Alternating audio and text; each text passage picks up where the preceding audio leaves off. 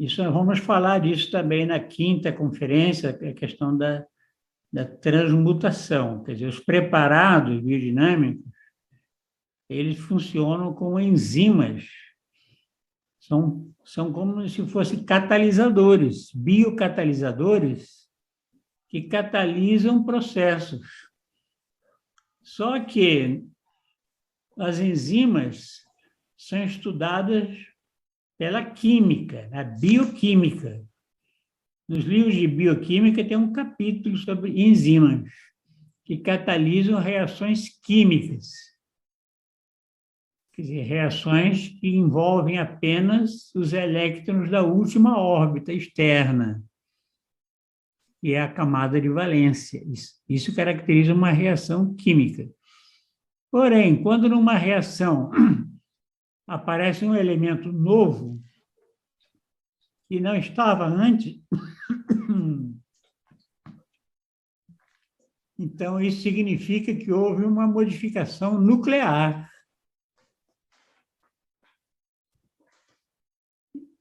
Então, aí que está o grande avanço, é que os preparados, eles não são capazes apenas de catalisar reações químicas, mas catalisar reações que envolvem o interior do átomo, o núcleo, e mudam o elemento. Ele fala claramente, por exemplo, que o potássio pode se transformar num elemento semelhante ao nitrogênio, quer dizer, um elemento nitrogenoide, e, por fim, se cristaliza como nitrogênio, propriamente dito. Isso ele diz aqui claramente aqui. É um dos pontos mais difíceis de entender, né? Porque ele coloca assim, em poucas frases, mas são 2 páginas aqui do livro dedicado a esse tema. Então, isso quer dizer que você tem uma composição da matéria original, da massa original do composto, e no final de 90 dias, essa composição ela vai apresentar alterações. Acontece uma decomposição e um acréscimo, um enriquecimento de certos elementos que não estavam naquela medida na massa original. Inclusive, nós estamos até... Eu tenho feito muito esse convite nas turmas. Quem tiver esse interesse de desenvolver uma tese aí de mestrado ou doutorado, com todo o rigor científico, acompanhar o desenvolvimento de uma pilha de composto com os preparados. Fazer a análise original no primeiro dia, a cada 15 dias faz uma nova análise, monitora essa pilha e compara no final de 90 dias, a composição deverá apresentar elementos em quantidades diferentes da massa original. Isso significa que aconteceu não uma quimia, mas uma alquimia nesse processo. Então, esse é um dos pontos mais difíceis de serem entendidos, né? Está aqui, já perguntei a várias pessoas que vieram, inclusive, da Europa, dar cursos aqui, e a maioria, eles são sinceros, eu não acredito que isso seja possível. Como é possível, numa pilha de composto, a uma temperatura baixa, de 50 graus, um elemento se transformar em outro? Isso é quando se fala que um elemento se transforma em outro, isso é um dogma científico, que essa transformação de um elemento em outro só é possível com um catalisador muito forte, capaz de intervir no núcleo e mudar o número atômico do elemento, quer dizer, mudar o elemento. Porque o metabolismo dos organismos é exotérmico. Essa é a explicação científica, né? Se o metabolismo é exotérmico, Então, a reação microbiana no composto gera calor.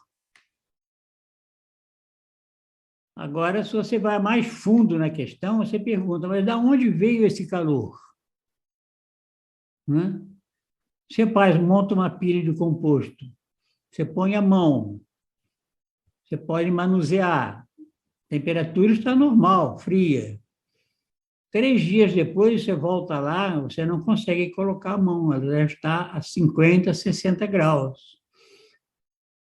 A proliferação é tão forte que a temperatura vai a 60 graus ou mais até, em alguns dias. E a explicação é essa. Bom, o metabolismo dos organismos é exotérmico. Mas essa explicação não vai a fundo na questão, porque perguntou de onde veio esse calor se essa pilha não está conectada a uma fonte externa de calor, uma fornalha ou coisa parecida. Aquele calor surgiu assim, espontaneamente, em 3 dias.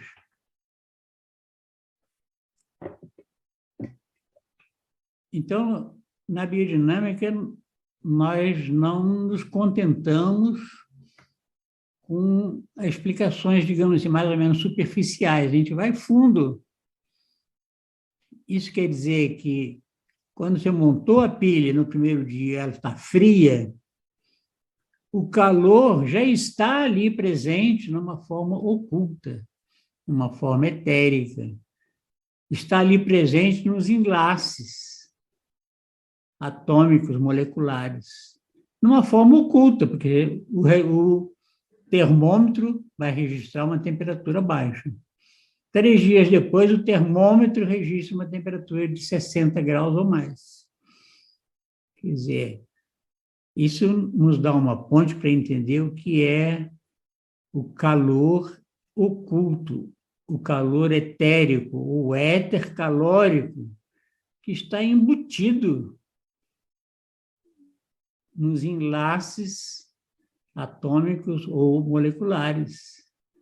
E que, de repente, com 3 dias, passando pela digestão dos organismos, é como que ele abrisse uma chave e aquele calor oculto se manifesta como um calor físico mensurável pelo termômetro.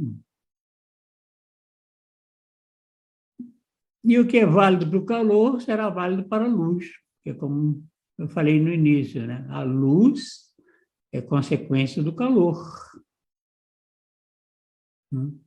Você tem primeiro o calor e depois a luz. Então, você tem a lâmpada, né, incandescente, quer dizer, ela esquenta, depois emite luz. Se torna incandescente. Então, isso são pontes a partir de fenômenos corriqueiros que estão acontecendo a todo momento e que nos dão uma ponte para entender, digamos, o oculto, entre aspas, né? É o oculto que se torna manifesto.